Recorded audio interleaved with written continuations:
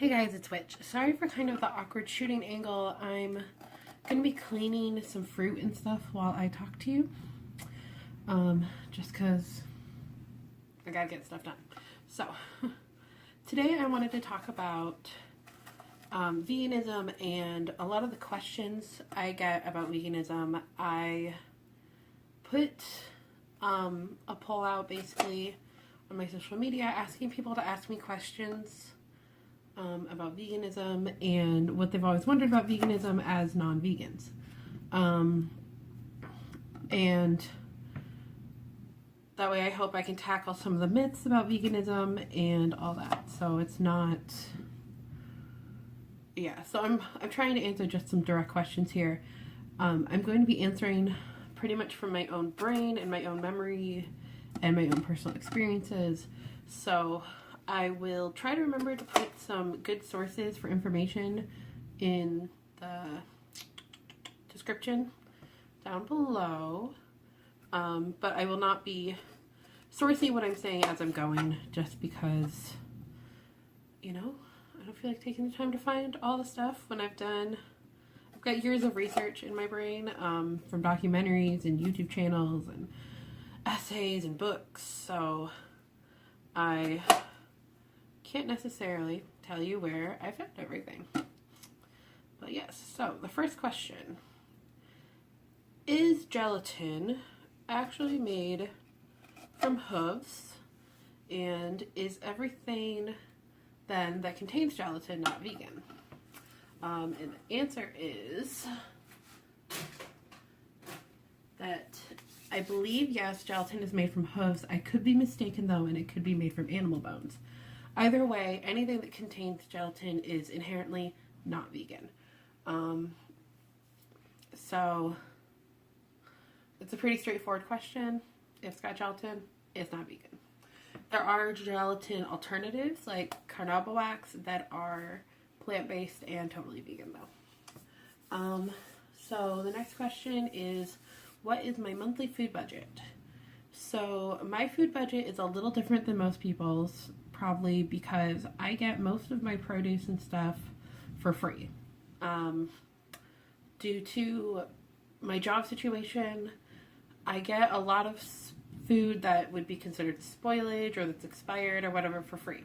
So my monthly grocery budget, I spend on a month where I've gone through everything, maybe $150. On an average month, maybe $50 to $100. And that's pretty much all specialty products,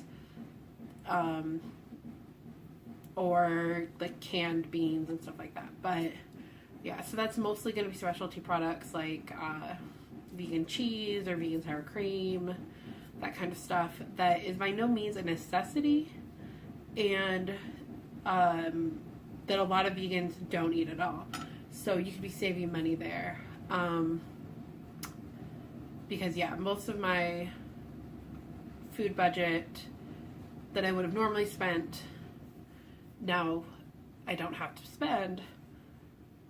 I feel okay spending that money on other things. If I wasn't getting so much food for free though, I probably would still have $150 to maybe $200 grocery budget a month.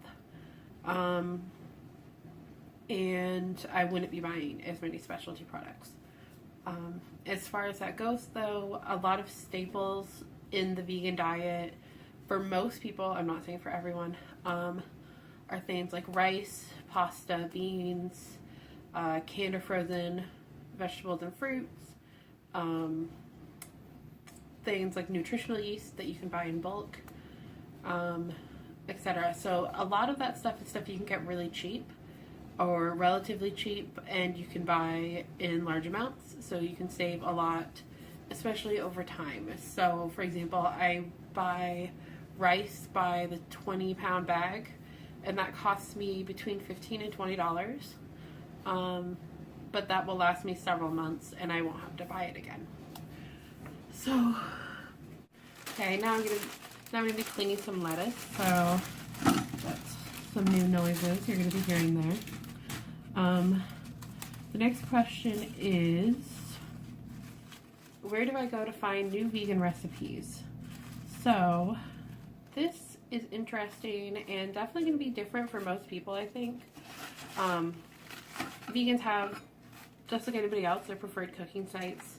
I find a lot of recipes on Tumblr, and I find a lot of recipes through other social media like Facebook.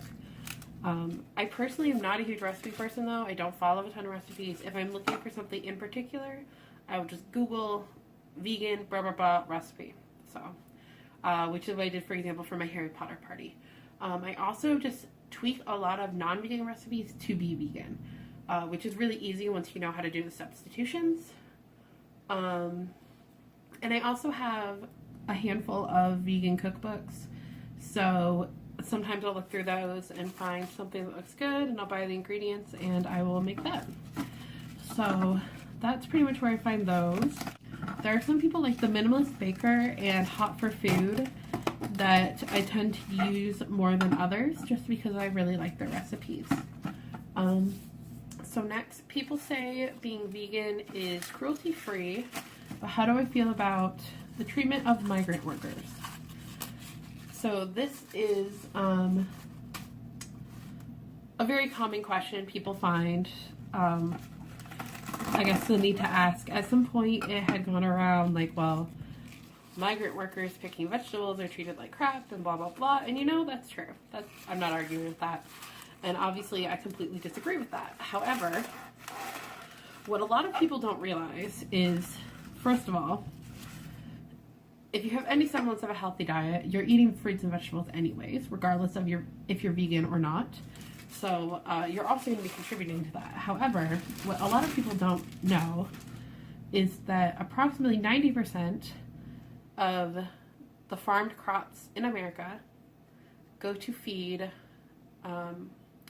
food animals. So whether that be dairy cows, meat cows, chickens, etc.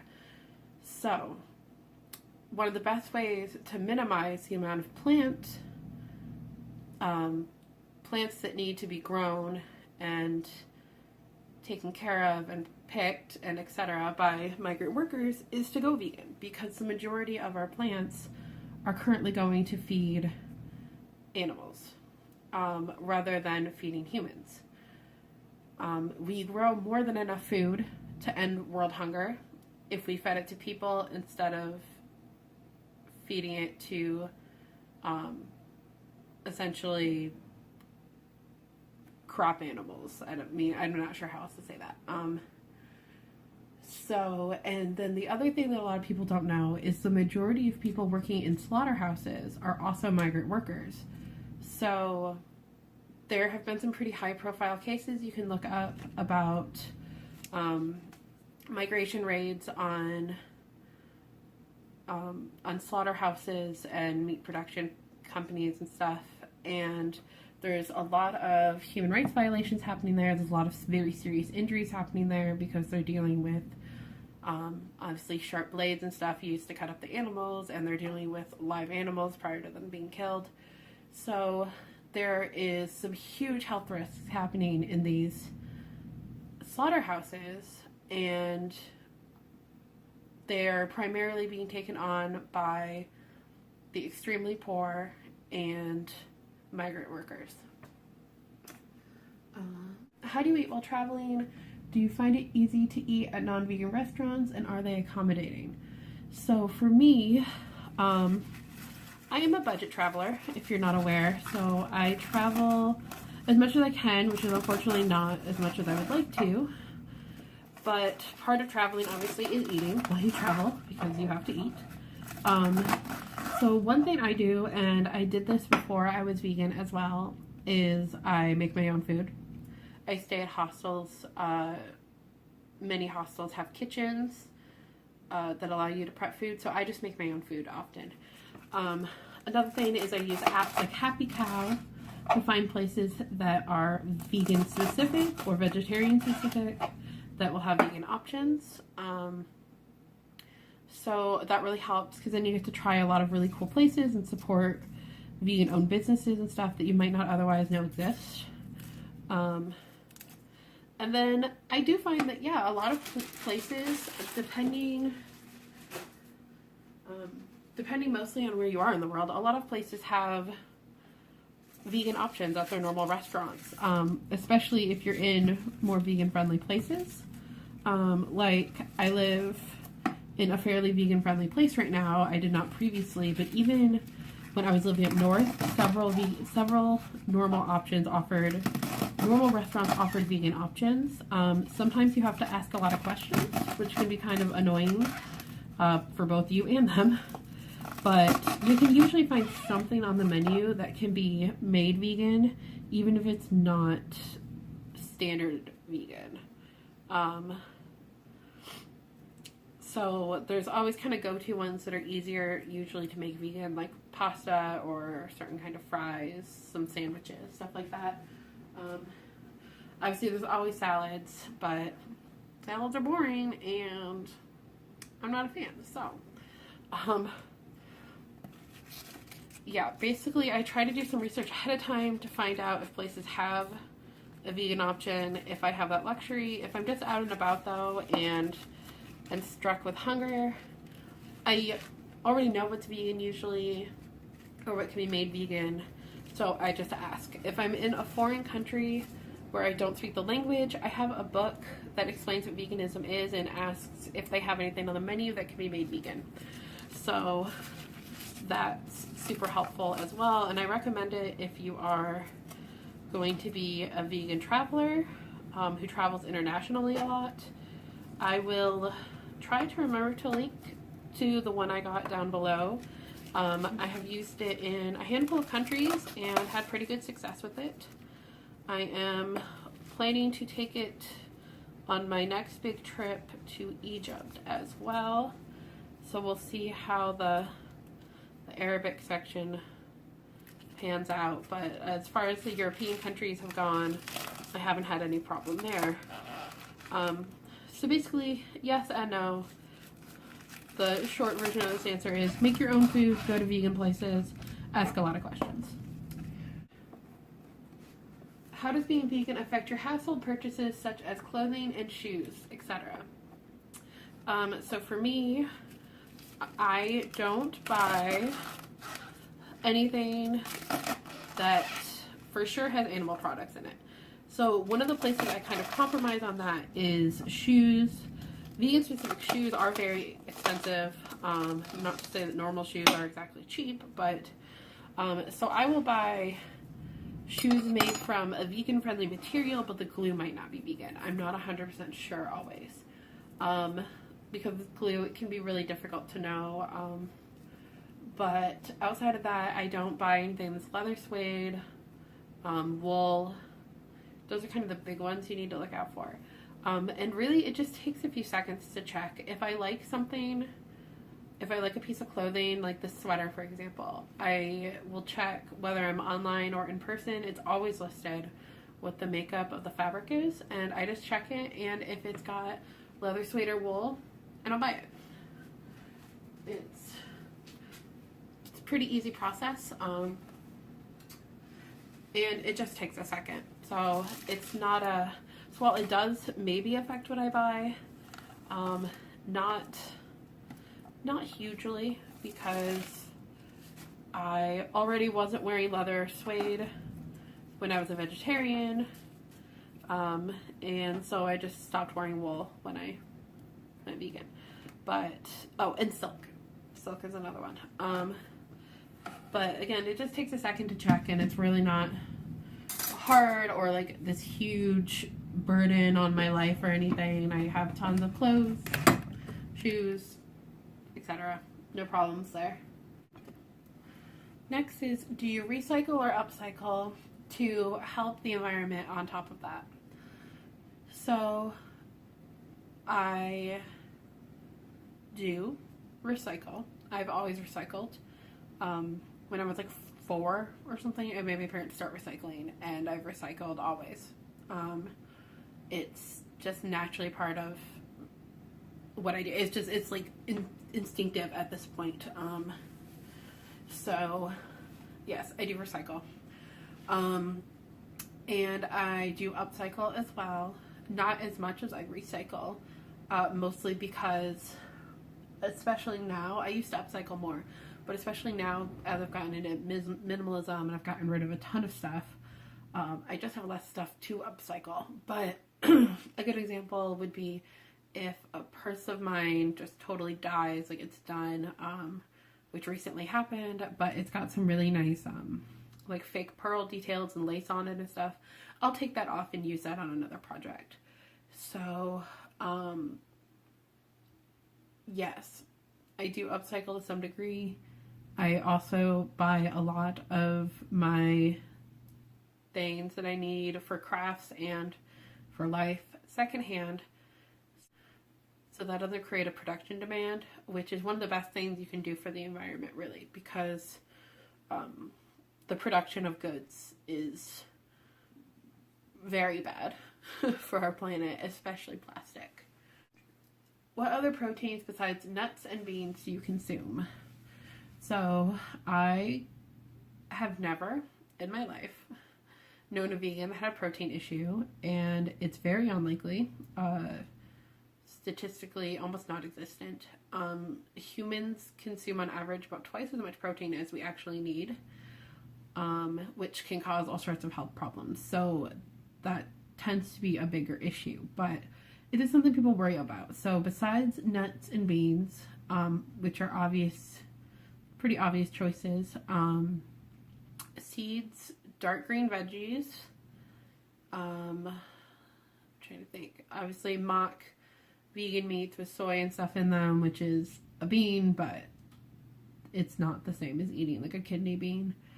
Yeah, there's a couple other things too that I can't think of right this second, but dark green veggies have more protein per calorie than meat does, so it's really not an issue at all if you're eating even remotely healthy, or if you're using nut milks or whatever. So it's really a non-issue that I don't even really think about as far as that goes. I'm much more concerned about vitamin D, vitamin C,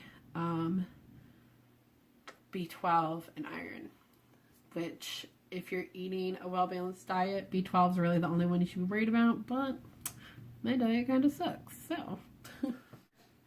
And the last question is, and I'm going to word this exactly as it was asked because I feel like the wording is important to my answer. So the question was asked, how do vegans from an animal rights standpoint work around owning pets? So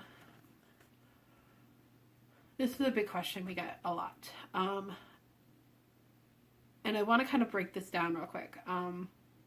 The concept of working around, I guess, implies that people think vegans should automatically be against the concept of taking care of animals in their home, which seems strange to me because taking care of animals is not huge for all vegans, but it's big for a lot of vegans.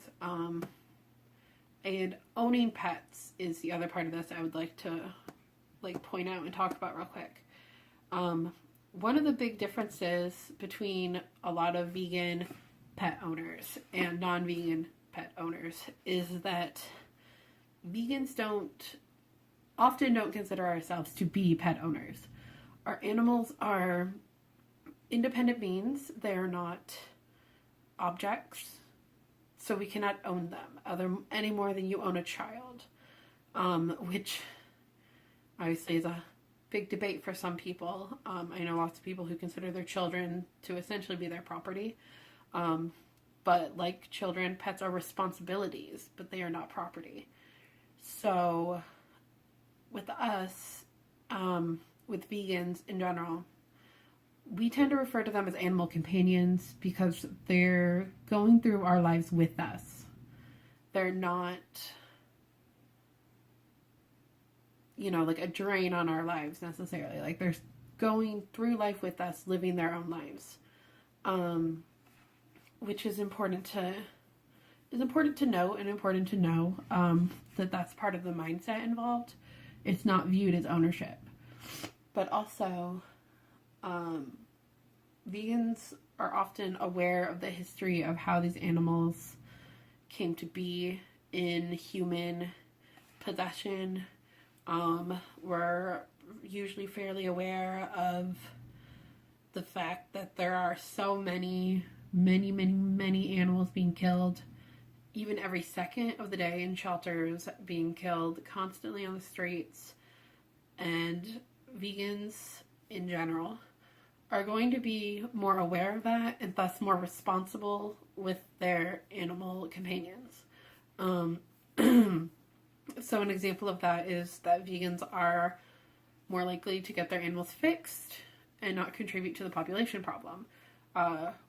We don't buy from breeders, we only adopt, so we're not creating a further demand. And a lot of us, like, I personally love having my pet, like, my cats around. Like, I love having my cats around. They're cute, they're fluffy, they're fun, they're lovable, they're great companions and emotional support. But at the end of the day, I know they're not here for me. They're here for their own existence and their own life. But like a child, they are not necessarily capable of making their own decisions. So that's where we come in. We have to make our own we have to make the decisions for them because they're not capable of making them. So, or at least they're not capable of making educated decisions. You know, they can make the decision to eat chocolate, but that doesn't mean it's good for them.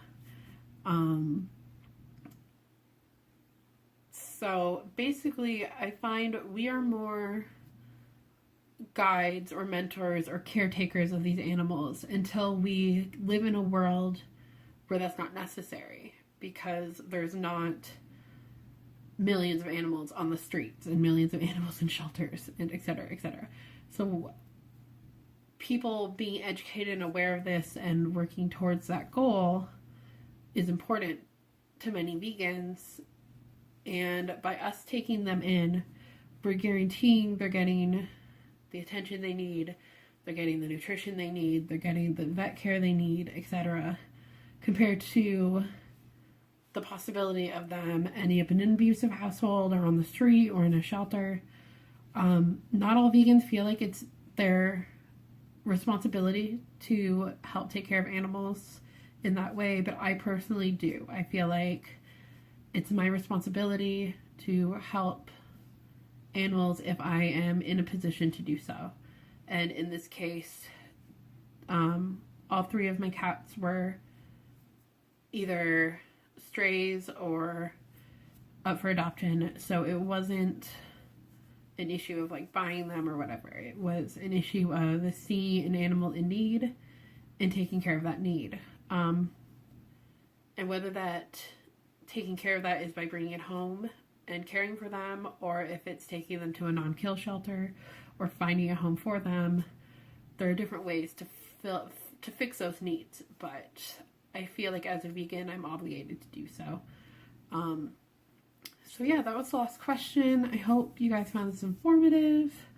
If you have any more questions, if I get enough to do another video, I'll do a follow-up video. But yeah, so let me know if you guys need to know anything else. And I'll talk to you guys soon. Bye.